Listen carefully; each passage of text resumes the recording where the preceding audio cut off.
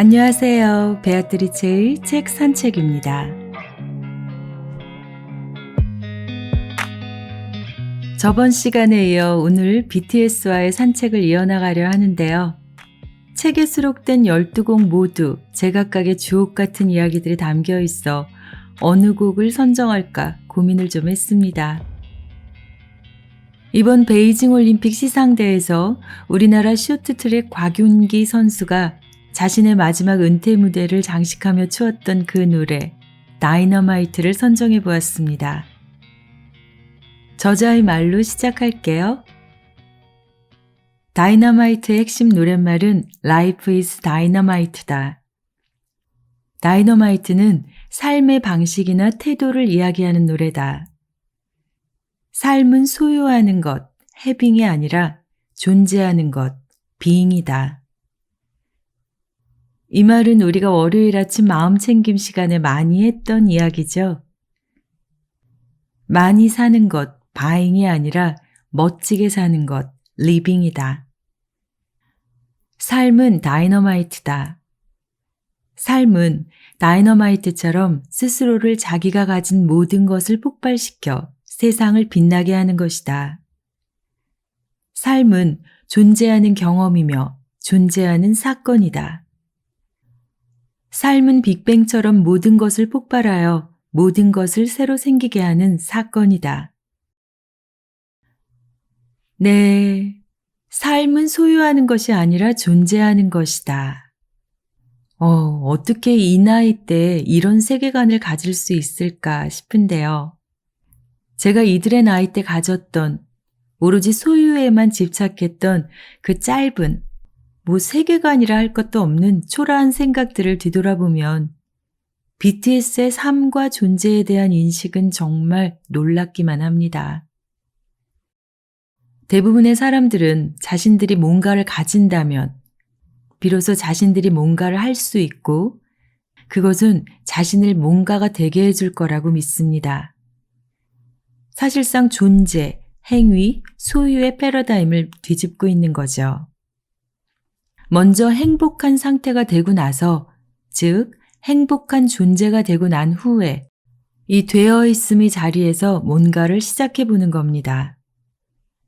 그러면 얼마 안 가 우리는 우리가 하고 있는 일이 우리가 항상 갖고 싶어 했던 그것을 가져다 주면서 끝맺는다는 걸 발견할 수 있을 겁니다.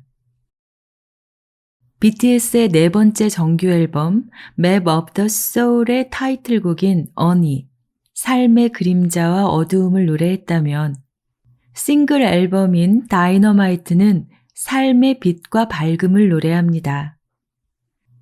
코로나19라는 세계적 전염병이 불러온 삶의 무력감과 허탈감에서 벗어나 다이너마이트처럼 라이리럽해 삶의 즐거움과 희망을 되찾게 하려고 만든 매우 흥겹고 발랄한 노래인데요.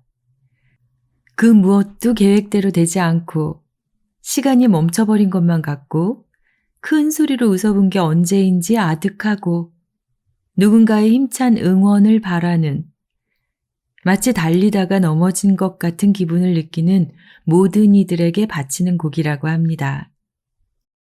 다이너마이트의 가사를 해석하다 보면 비록 많은 것을 잃었고 더 이상 많은 것을 얻을 수 없을지라도 Life goes on 이라는 믿음으로 소소한 일상 속 순간순간을 소중하게 여기며 살아가는 기쁨을 느낄 수 있는데요.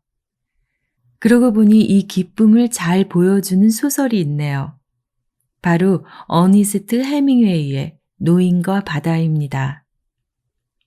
그럼 이 소설을 바탕으로 BTS가 다이너마이트를 통해 전하고자 하는 메시지를 살펴볼게요. 노인은 몇 달 동안 고래를 잡지 못했다. 날마다 작은 고깃배를 몰고 바다로 나가지만 한 마리도 잡지 못하고 돌아온다.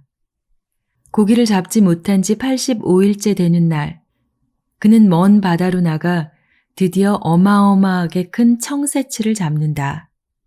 하지만 커다란 물고기를 가지고 돌아오는 길이 쉬울 리 없다. 노인은 배가 뒤집혀 죽을 뻔하는 순환을 겪으며 물고기와 밤새 사투를 벌인다. 그러고는 지친 물고기를 배에 묻고 항구로 돌아온다. 하지만 물고기는 앙상한 뼈만 남았다. 오는 도중 상어떼가 달려들어 다 뜯어먹은 것이다. 뼈만 남았으니 노인은 한 게 아무것도 없다고 할 수 있을까?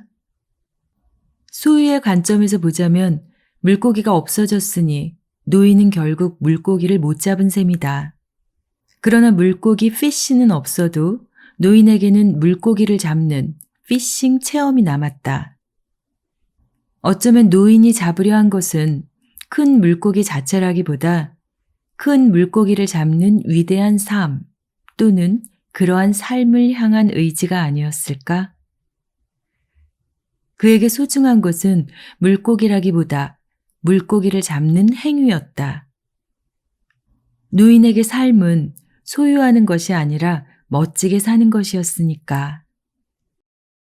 네, 많은 사람이 산다는 것 자체에는 그다지 관심이 없기도 합니다. 대부분은 물고기에 관심이 있습니다. 성취하고 소유하는 데만 관심을 갖는 거죠. 하지만 성취와 소유만 추구하면 내가 소유한 것만 남고 정작 나의 삶, 나의 존재는 없습니다. 나의 삶이나 그 삶을 사는 나의 존재는 목적이 아니라 성취하고 소유하기 위한 수단으로 전락하고 말죠. 주인과 손님이 뒤바뀐 셈입니다. 여러분, 아름다움이란 무엇일까요? 제가 얼마 전에 읽은 책에서 아름다움에 대한 정의를 이렇게 이야기하더라고요. 아름다움이란 어떤 사물이라기보다 어떤 관점, 감정, 정서가 개입되어서 만들어지는 순간이고 장면이다. 네, 그러기에 아름다움은 소유한다기보다는 경험한다는 말이 적합하고 이를 많이 경험한 사람이 행복한 사람이고 부자가 되는 건 아닐까요?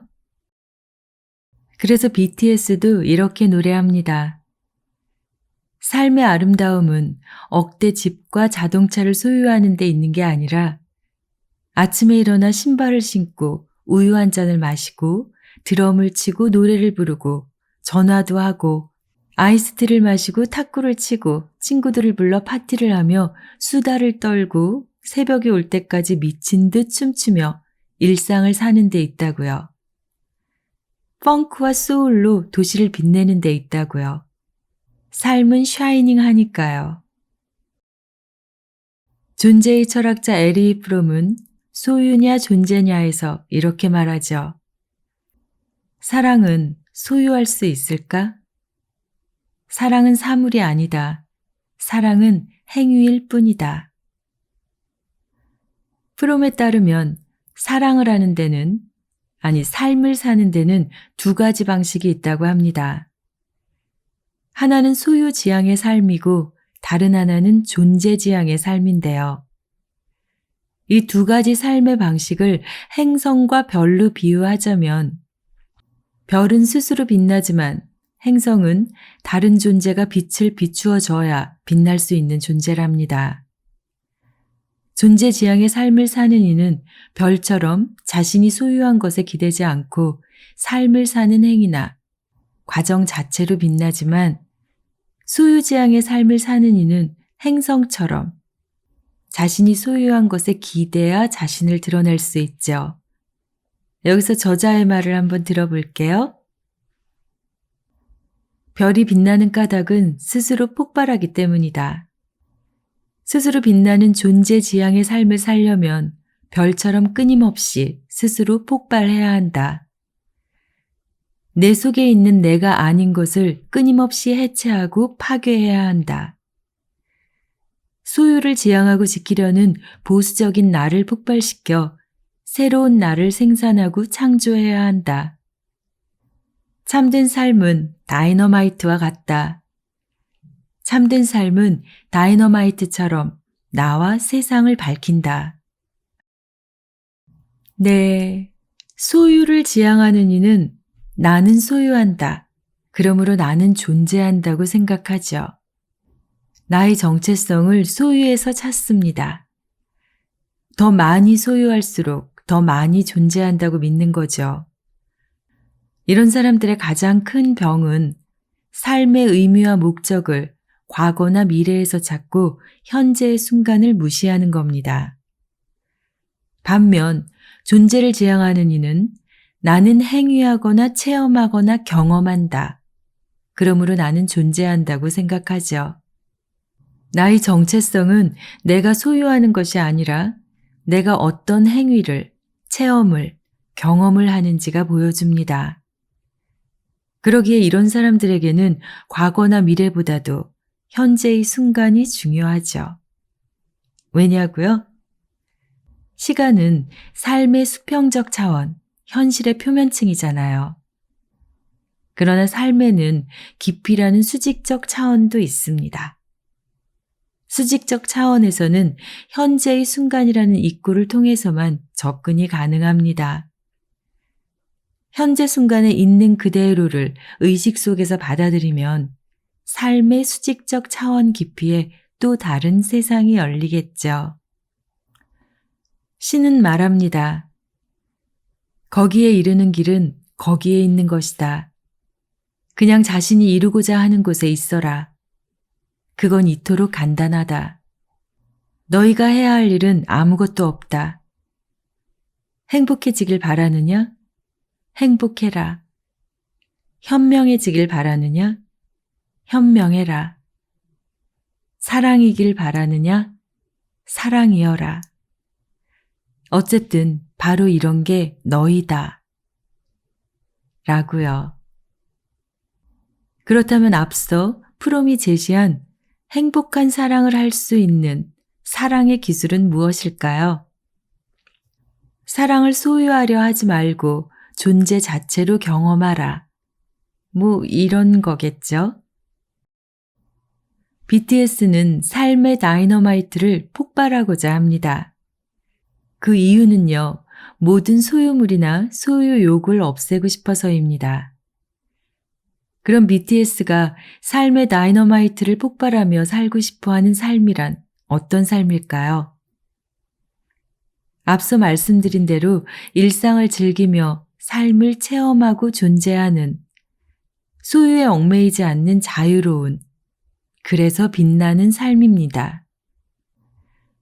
프롬은 아름다운 꽃을 꺾어오지 않습니다. 그대로 두고 바라보며 즐기고 싶어서입니다.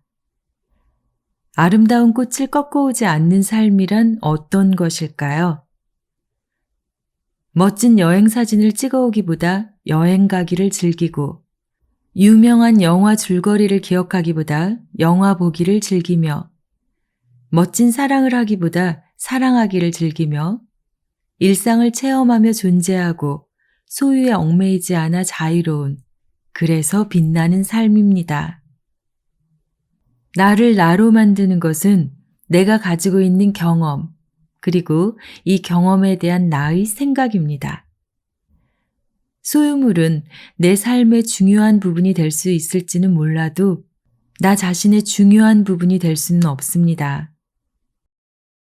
마이다스의 손이라고 들어보셨죠? 혹은 미다스의 손이라고도 하는데요.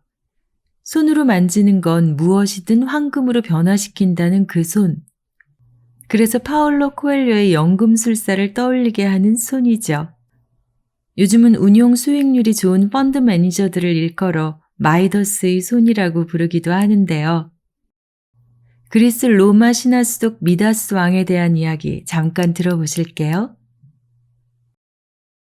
한 노인이 술에 취해 온 마을을 돌아다니며 온갖 추태를 부린다. 마을 사람들은 보다 못해 그를 잡아 미다스 왕에게 데려간다. 미다스 왕은 그 노인이 술의 신 디오니소스의 스승 실레노스라는 것을 한눈에 알아본다. 미다스 왕은 그를 혼내주는 대신 흥겨운 잔치를 베풀어주고 돌려보낸다. 스승이 돌아오자 걱정하던 디오니소스 신은 크게 기뻐한다. 그는 미다스 왕에게 소원을 말해보라고 한다. 곰곰이 생각하던 미다스 왕은 마침내 말한다. 손에 닿는 것마다 황금으로 변하게 해주세요. 소원을 이룬 미다스 왕은 뛸 듯이 기뻐한다. 정말로 손으로 만지는 모든 게 황금으로 변했다. 연금술사의 마법처럼 돌멩이가 황금으로 변했고 나뭇가지와 꽃이 황금으로 변했다. 촛대가 황금으로 변했고 탁자와 의자가 황금으로 변했으며 마침내 왕궁이 황금으로 가득 찼다. 하지만 기쁨은 오래가지 않았다. 빵을 먹으려 해도 황금으로 변했고 포도주를 마시려 해도 황금으로 변했다. 그는 아무것도 먹을 수도 마실 수도 없었다. 심지어 사랑하는 아내와 자식을 만질 수도 안을 수도 없었다. 미다스의 손, 황금의 손은 저주의 손이 되었다. 네, 디오니소스는 우리가 익히 알고 있는 술의 신 바쿠스죠. 필요할 때 마시는 바카스 말고요. 그는 술의 신이자 기쁨의 신입니다. 그런데 기쁨의 은총을 내려야 할 신이 도리어 고통의 저주를 내린 셈이죠. 미다스의 어리석은 소원을 들었을 때 디오니소스가 당혹스러워하는 모습이 눈에 선합니다. 기쁨은 황금을 소유하는 데서 오는 것이 아니라 술을 마시고 노래를 부르고 춤을 추고 노는 데서 온다는 것을 누구보다 잘 알고 있었을 테니까요. BTS가 어두운 밤을 환하게 밝히고 친구들을 불러 파티를 하며 수다를 떨고 새벽이 올 때까지 미친 듯 즐겁게 춤을 출 수 있는 까닭은 별을 따려 하지 않고 별들 속에 있기 때문입니다. 누구나 살다 보면 온 집안에 황금이 넘쳐나는 백만장자가 되기를 꿈꾸기도 합니다. 하지만 미다스 왕처럼 온통 소유욕에 사로잡힌 이에겐 소유에 얽매이지 않는 자유로운 빛나는 삶은 없죠. 아침에 일어나 우유 한 잔을 마시고 집으로 가며 노래를 부르고 점프도 하고 친구들과 전화로 수다도 떨고 이런 일상 속 삶을 체험하며 존재하고 소유에 얽매이지 않아 자유로운 빛나는 삶이 그들에겐 없습니다. 그래서 나중에 미다스 왕은 어떻게 되었을까요? 디오니소스에게 가서 싹싹 빌었어요. 황금이고 뭐고 다 필요 없으니 원래대로 되돌려 달라고. 결국 원래대로 돌아온 그는 황금의 신물이 나서 산속에 사는 목신 판을 섬기게 됩니다. 저자가 이야기합니다. 자유는 스스로 사라지며 빛나는 다이너마이트다. 소유를 포기하지 못하는 이에겐 존재만으로 빛나는 삶은 없다.